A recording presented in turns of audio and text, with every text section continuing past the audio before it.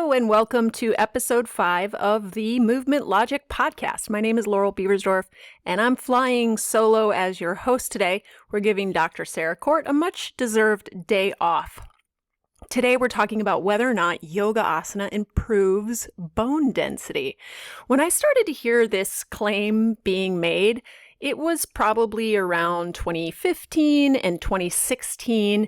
I was teaching yoga teacher trainings, and there was a lot of talk about how the weight-bearing aspect of yoga made it really good for building bone density. And I believe that this belief may have been strengthened or maybe even initiated by a study that was conducted by several PhDs. I'm going to pull that out here now. You might hear my paper rustling. Several PhDs, one of which was Dr. Lauren Fishman. The title of the study is 12-Minute Daily Yoga Regimen Reverses Osteoporotic Bone Loss. You can Google that study and download it and print it out and read it. Essentially, this study, the title of which is very promising, 12-Minute Daily Yoga Regimen Reverses Osteoporotic Bone Loss. Wow, that sounds so easy. That sounds so accessible, right? Well, as it turns out, there's lots of problems with this study, and the promising title did not yield results, unfortunately, that were quite as promising. Some of the problems with this study that are maybe most glaring is that it's a survey where people who sign up for it have self-selected. And so it says that, initially 741 people signed up for the study, but then somewhere along the way, like only 57 provided data. And some of that data was really quite incomplete data, like bone scans that were taken pre and post, 12-minute daily yoga regimen intervention. So there's a lot of holes in terms of like data that you would need to make that very optimistic claim. Now, one of the problems with people self-selecting is that when you don't have a control group, in other words, there aren't two groups of people, one of whom is receiving the treatment that's being tested and the other for which they're receiving like the placebo or they're receiving some other treatment to be kind of compared to, like the results of those groups would then be compared to see like how efficacious the tested intervention is. These people all self-selected. They knew what they were getting into. They knew why they were doing it. They may have been people that really liked yoga and just wanted to do yoga. They may have wanted the free DVD that came along with it with the 12-minute sequence. So there's all kinds of reasons why this was a fairly weak study. But since this time, I think a lot of people have judged the outcome of this study based on its title and less so on the actual results that were reported in it than this like really good news about yoga being a great way to improve bone density started to spread pretty rapidly, and it was used as a kind of a marketing device, I would say, to promote the practice of yoga, specifically among the populations that are often most attracted to yoga, which were older women. This, tendency to want to promote yoga as this efficacious way to solve problems in the body is, it's something we've heard likely before, that yoga is all you need. Yoga can fix any problem. And this belief, I think, kind of underpins this idea that, okay, we're going to just take this one study and start, saying that yoga improves bone density, when it's likely not the case that yoga is a very good way to improve bone density. So we're going to talk about that today. So spoiler, does yoga asana improve bone density? Spoiler, probably not, but let's talk about why. So what is bone density? Why should we care about it? Well, we should care about it because osteoporosis, which translates to porous bones, is a degenerative disease that is a major public health concern. When people develop osteoporosis, they lose their bone mineral density. Their bones, in a sense, kind of thin out and become less capable of supporting their weight, as well as less capable of sustaining falls. In other words, bones are more likely to fracture as a result of falling.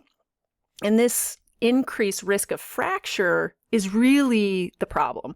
So osteoporosis causes an increased risk of fracture, and it's the increased risk of fracture that increases the risk of death. The precursor to osteoporosis is osteopenia, and these two conditions are measured using a DEXA scan, DXA, dual X-ray absorptiometry. Hopefully I said that right. And so the scores that would mean that you have osteoporosis or osteopenia, 2.5 standard deviations below the score of a healthy 30-year-old. A standard deviation is really just a deviation from the norm. So they're setting the norm at the bone density of a healthy 30-year-old.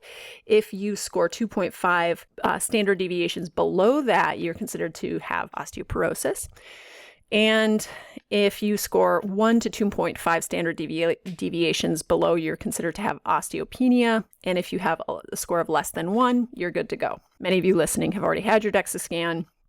It's just a part of the, process of checking up and making sure everything's healthy and well. So if you have had a DEXA scan, you likely know what I'm talking about, but just know that this is something that will be a part of like a person's healthcare process and protocol as they age. Interestingly, I'm reading the book Estrogen Matters, which is about the importance of estrogen in an aging woman's body and her health. And a very interesting factoid that I've been thinking about that was shared in that book was that the best predictor of fractures later in life in older adults is actually more strongly correlated to a history of falls than it is to osteopenia, at least. Maybe it was also osteoporosis. But so we'll talk more about fall prevention, since this is very much relevant to, our goal of staving off osteoporosis or building bone density. Should also probably include a discussion around fall prevention, because the real root cause here of increased mortality is fracture, right? So we really want to decrease the risk of fracture. Okay, so there are populations of people who are more at risk of developing osteoporosis. So let's talk about who these people are. And this, by the way, is not an exhaustive list. This is not every risk factor. These are just a few big ones. So one is if you're a female, okay? So especially a female who entered menopause early. The second risk factor is if you're a woman over 50. Also, older men are at a greater risk of osteoporosis than younger men, but women over 50 have a 4 times higher rate of osteoporosis than men, and fractures as a result of osteoporosis typically occur 5 to 10 years earlier in women than they do for men. Another risk factor is if you're white or Asian, and if you are a smaller framed individual. Lifestyle and diet matter a lot. So if you smoke, if you drink too much, if you have a vitamin D or calcium deficiency, or you have not, had sufficient calcium and vitamin D throughout your life. Now, we talked about how a risk of falls is a better predictor of whether or not someone will sustain a life-ending or life-altering or life-ending fracture. So we can also tack on to the risk factors of osteoporosis, these risk factors that increase your risk of falling, which kind of go hand in hand with osteoporosis, right? If you have osteoporosis and a risk of falling, you're more likely to suffer a fracture.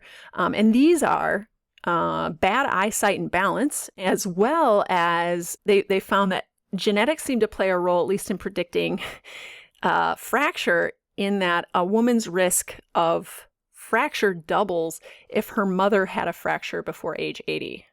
So what's up with bone and bone density loss? How does this work? Like, how does it actually happen? So we'll talk about how bones are alive. They are not dead things inside of your body, inert, hard, dead minerals, but rather they're very sensitive and extremely communicative. Maybe we get this idea that bones are dead, though, because we well, if you eat meat, you're eating the meat off of a dead animal's bone, or if you go for hikes in the woods, I go for lots of hikes and often we'll see animal skeletons lying around. But bones in a living being are as alive as the being itself, and they're communicative. So what that means is that your bones are made up of cells, and your cells communicate with other cells. And the word for this in terms of how bones change is that they are mechanosensitive. So mechanosensitive simply means that your bones are sensitive to mechanical input or forces, and these forces can cause bones to change in various ways. We communicate with our bone cells, and we can cause them to set off a cascade of cell signaling. So that's that cell communication, which is another way of just saying we can cause them to adapt by loading them, by applying mechanical stress to them. And this can cause our bones to adapt in a way where they actually lay down more cells. They increase in density, for example. The mechanical stress that we apply to bones creates a deformation of the bone. And so this deformation is called strain. In an earlier episode, Sarah and I talked about self-massage, and she defined self-massage as creating a deformation to your fascia or your soft tissues. Same idea. Even something like a bone, which you might think of as being very hard and like solid and immovable, has the ability to deform. And in high enough amounts, this deformation, this strain, will lead to the bone signaling to lay down, the bone cells signaling the bone to lay down more cells. That's a really super overly simplified way of explaining it, but just so you can maybe have kind of a rough picture of how this works. So it's really loads, applied forces that cause our bones to change and to increase in density. Now, it can take kind of a long time for bone density to increase. Like 4 months is the time that it would take for a bone to increase in density. However, it can take as long as 6 months for that change to be seen in something like a scan. But 6 months is not forever. And so what this means is that your bones are not the same today as they were last year, even 6 months ago. They're in a constant state of change. You can think of it as them being in a constant state of equilibrium. They're in a constant state of balance, made up of, the cells that are simultaneously building them up and breaking them down. The cells that build your bones up are called osteocytes, osteoblasts specifically, and then the cells that break down your bone are called osteoclasts. Over the course of your life, the balance between bone growth and bone loss starts to change. Early in life, until about age 25, bone is formed at a greater rate than it is lost.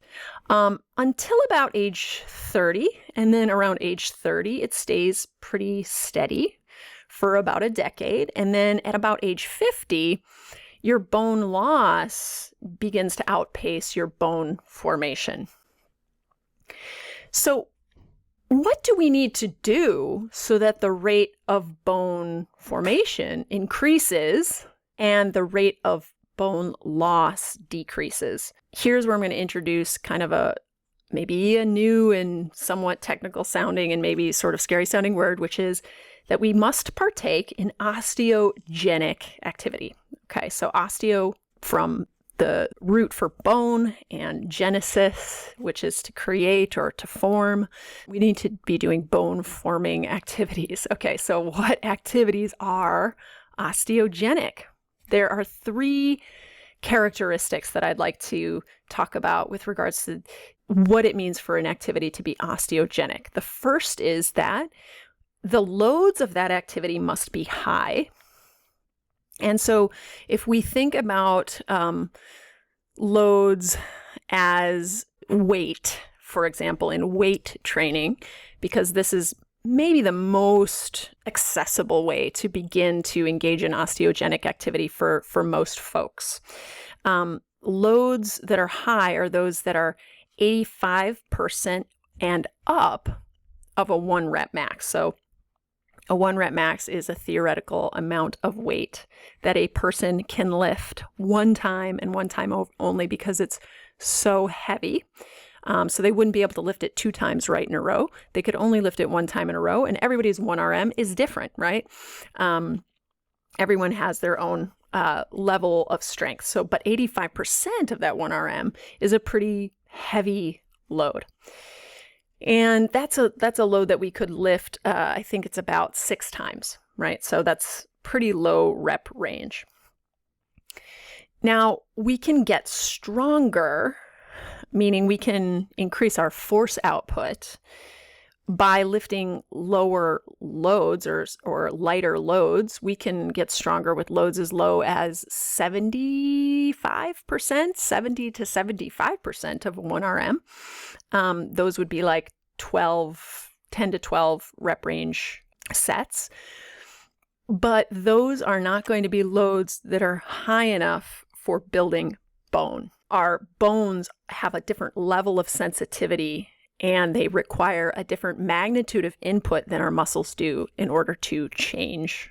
Why does strength training increase bone density? When we think of strength training, we think, oh, making my muscles stronger and in some cases bigger. Well, your muscles attach to bones via tendons, and those tendons transmit the force of the muscle, which is contractile, to the bone.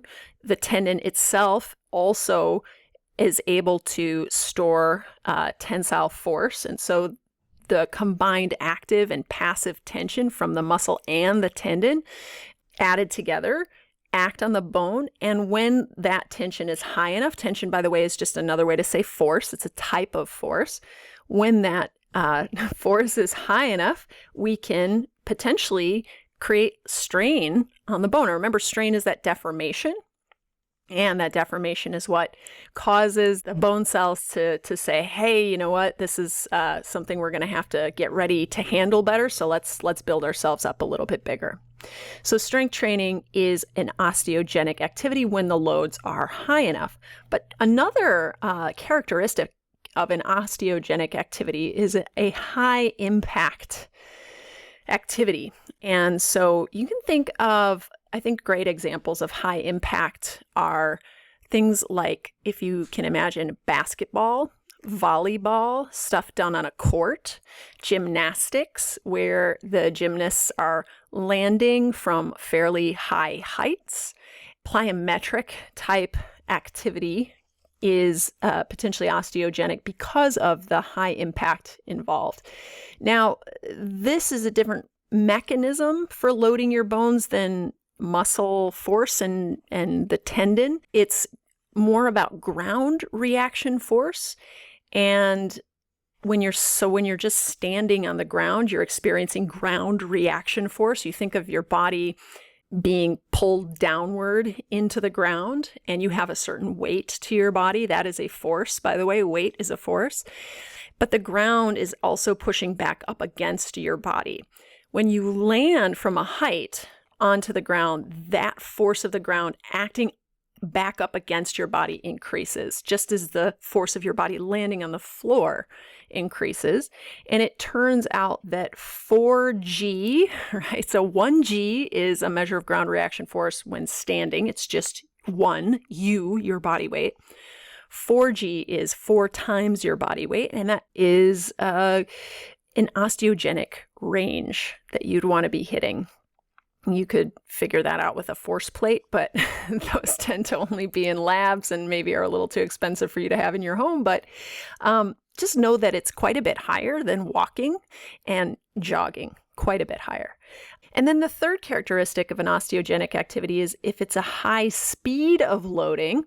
I listened to a very interesting course on the Physio Network, which I think is a great resource that you should check out. And they have lots of really valuable educational courses. It's geared toward PTs, but movement teachers could totally benefit from watching them as well. And it's very affordable.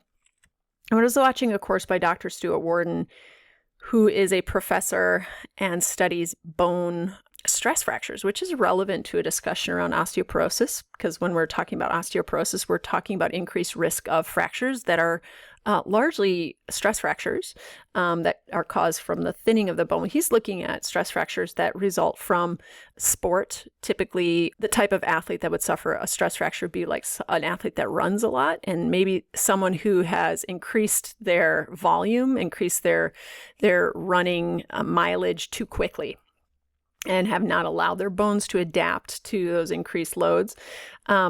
He found that there was a study done on a pitcher's arm. So this is about speed of loading. We're talking about speed of loading being a characteristic of an osteogenic activity.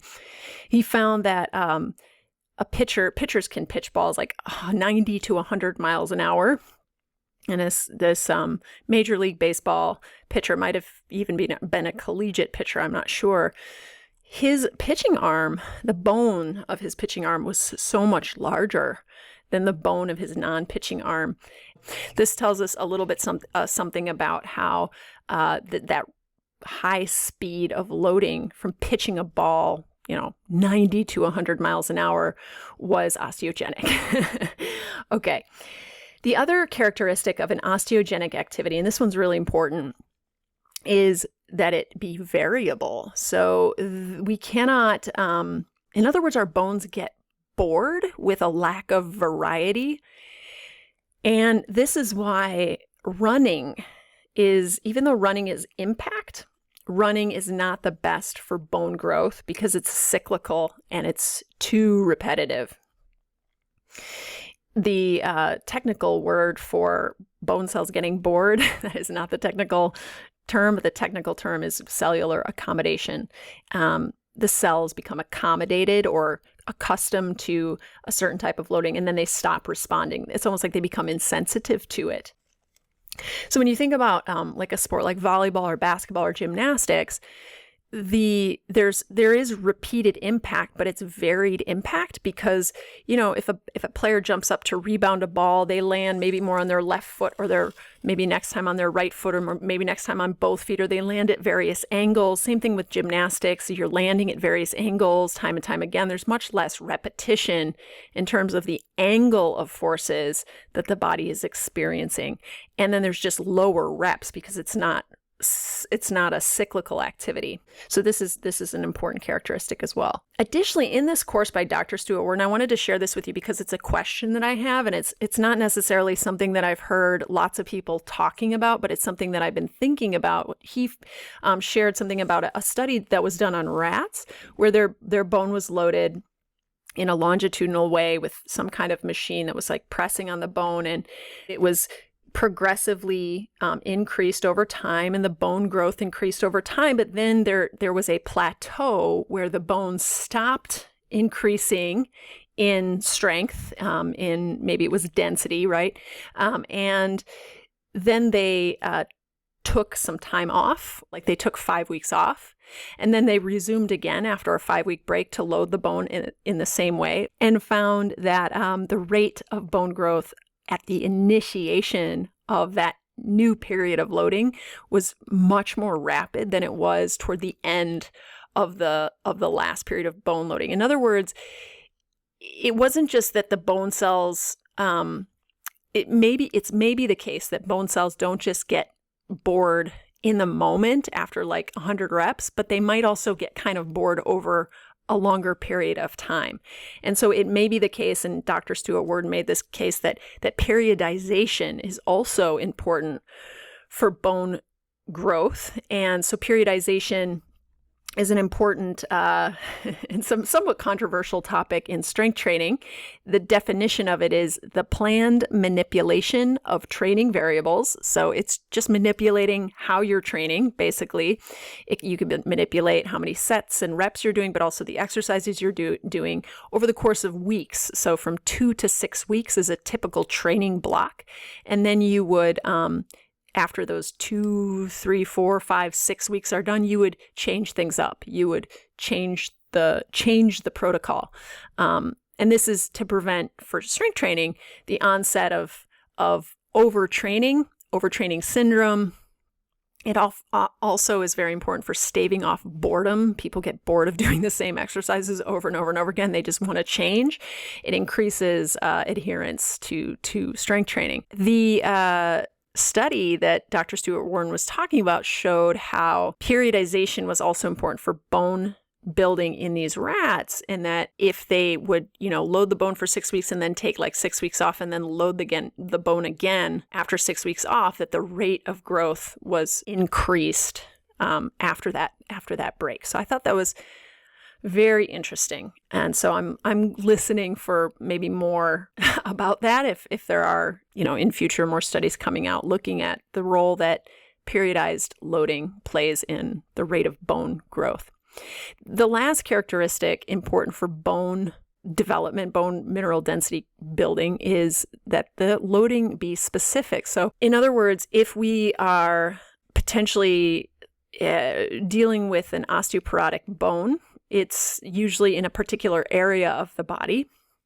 And the most common sites for bone mineral density loss are the hip, but also the spine. So that's a second site that is a common site of bone mineral density loss, and then the wrists.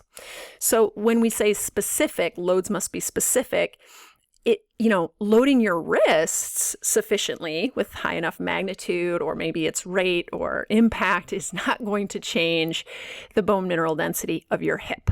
Okay, so really kind of rudimentarily putting it that way, but also, when we're looking at increasing bone mineral density, we have to think about the region of the body we're targeting, but also the vector, the direction in which we're applying force. So it's actually quite complex. That might lead us to ask, as movement teachers, if you're a movement teacher, is it our role to be treating? Never, actually, right? The answer is no, we don't treat conditions. Are we equipped to be able to help people overcome specific osteoporotic conditions within their body? Not if we're not working in conjunction. My opinion is not if we're not working in conjunction with a clinician. Okay, so because you can see that there are just so many individual considerations that we would need to take into account to know exactly how to work on reversing bone mineral density loss in someone's body. That being said, as movement teachers, we do potentially have the tools and the training, specifically if we have the tools and training to work with people on adding things like load and impact to their practice. We do have the tools to provide a generalized protection to the body through these forms of conditioning. And that is within scope of practice. If it is within your micro scope of practice, go back and listen to our episode on scope of practice, which means that you are trained and qualified to help your students work on those capacities. Okay, is yoga, so here's the central question, is yoga osteogenic? Okay, the big question. We know that loads need to be high magnitude, 85% of a 1RM. We know that loads can also be high impact and high speed. And I think based on that, we can maybe hopefully understand relatively well now, yoga is not an osteogenic activity because the loads are generally not high enough.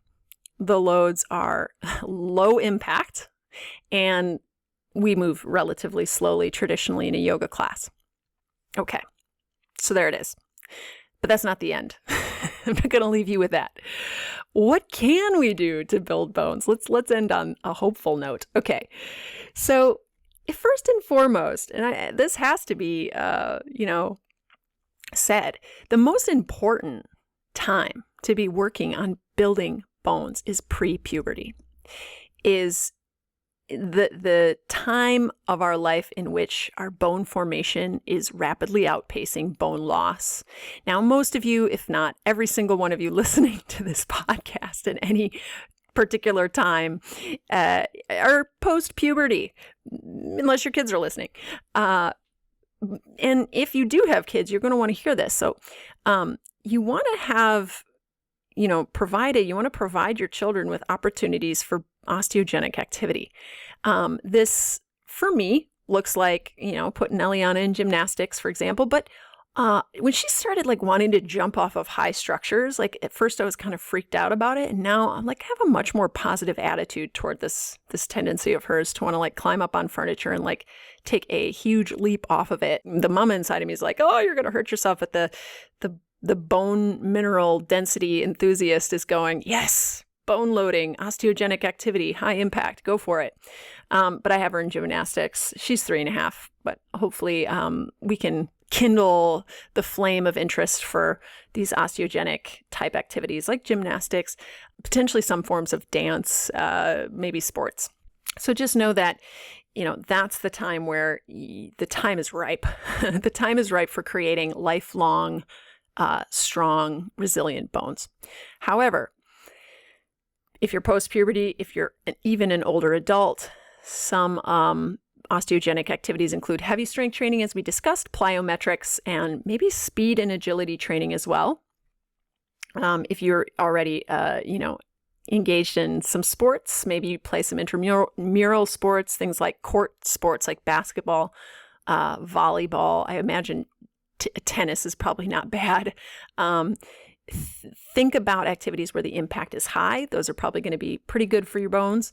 If you do anything involving speed and agility where you're sprinting and moving very quickly, these would potentially involve higher impact or higher speed of loading. This could potentially be osteogenic. And then heavy strength training. So this is likely the most common sense place to begin, because strength is the baseline capacity for the previous two types of osteogenic activity I just named.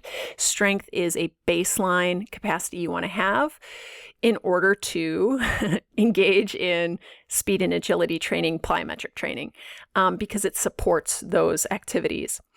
There's a reason why athletic training almost always includes strength training, and basic strength training, by the way, as well as sport-specific strength training.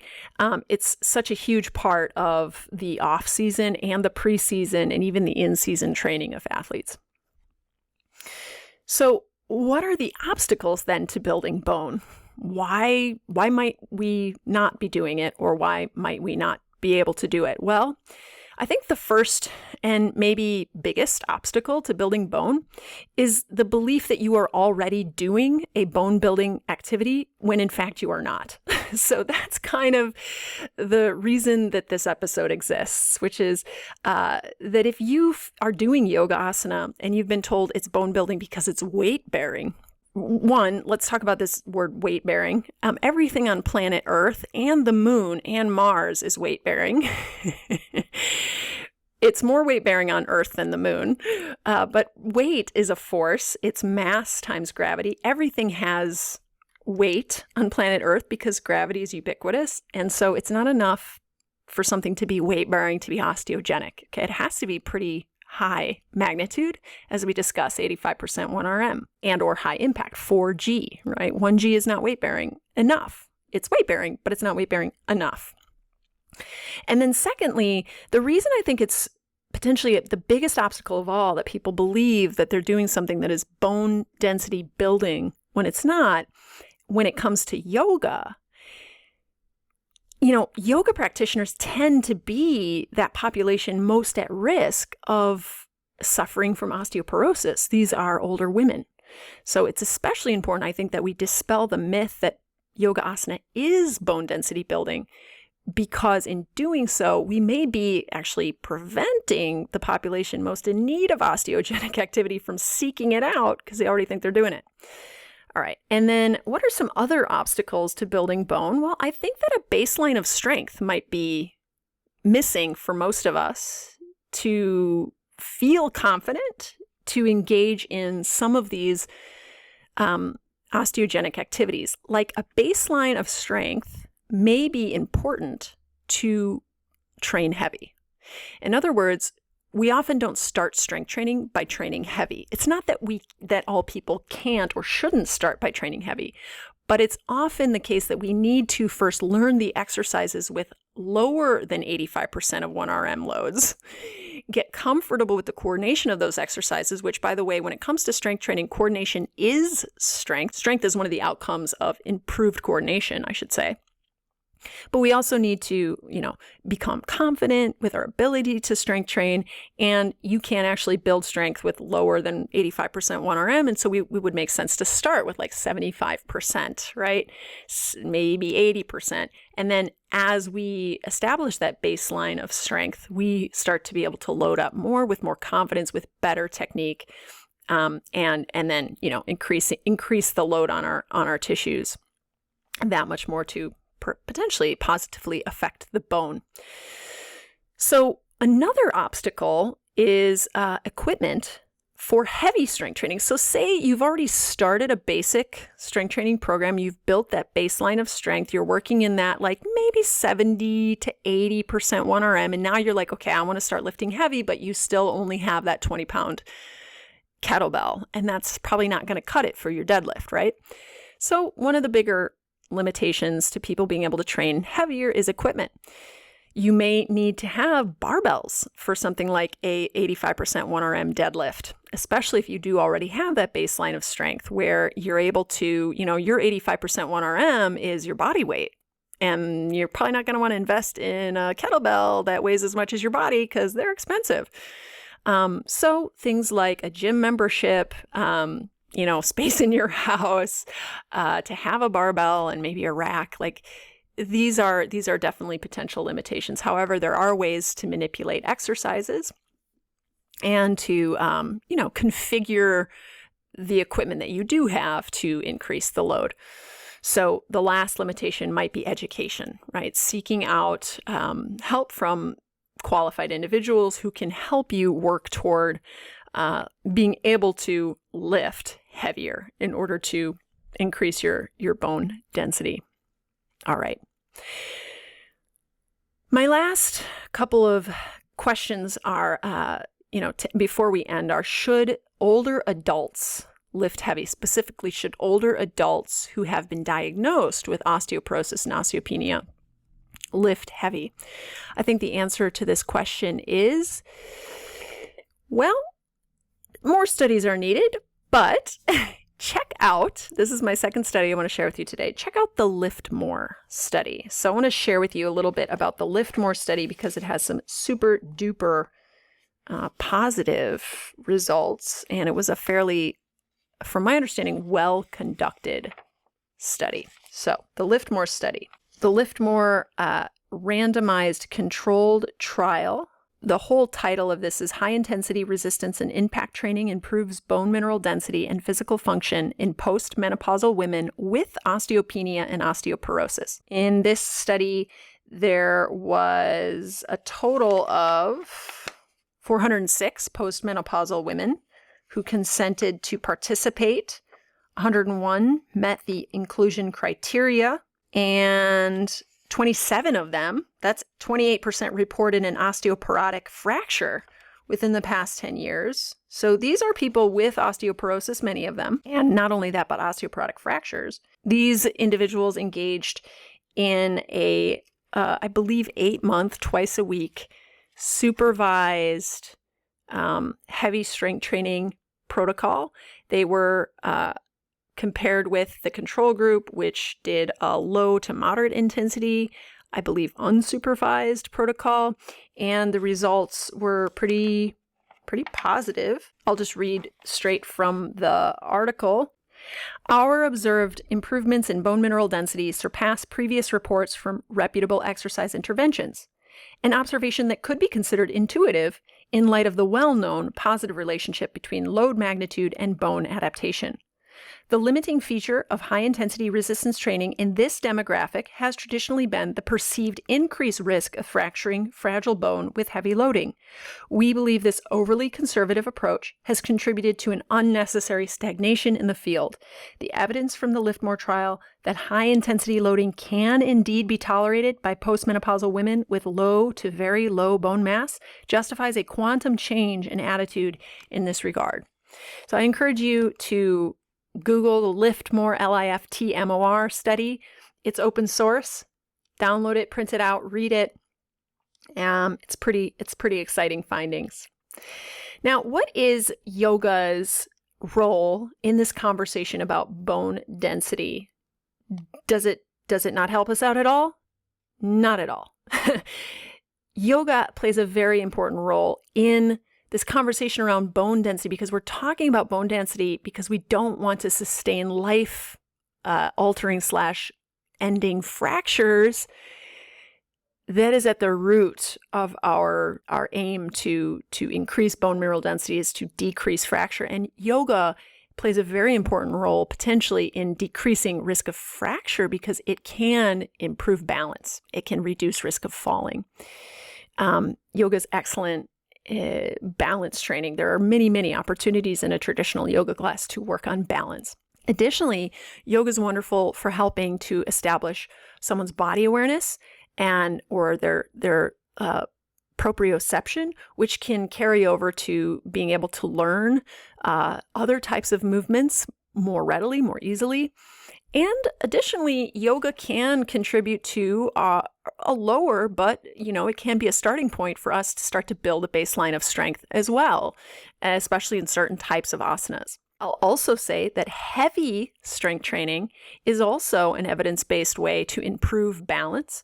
So combined, yoga and heavy strength training may be a wonderful pairing of modalities for both reducing risk of falling, improving balance, and then the heavy strength training for causing that increase in bone mineral density. Okay, well, that was a lot for one solo talk, but we'll probably be continuing this conversation in the future because it is a very relevant and hot topic today in at least my community of movers. A note to you listeners that you can check out our show notes for links to references that we mention in the podcast. And you can also visit the Movement Logic website where you can get on our mailing list to be in the know about sales on our tutorials and potentially future bone building offerings. And you can also watch the video version of this episode so you can see me talk to myself in my basement. Thanks so much for joining us on the Movement Logic podcast. If you can, please help us out. If you like this episode, hit subscribe, rate and review in iTunes. We would be super appreciative of you if you would do that.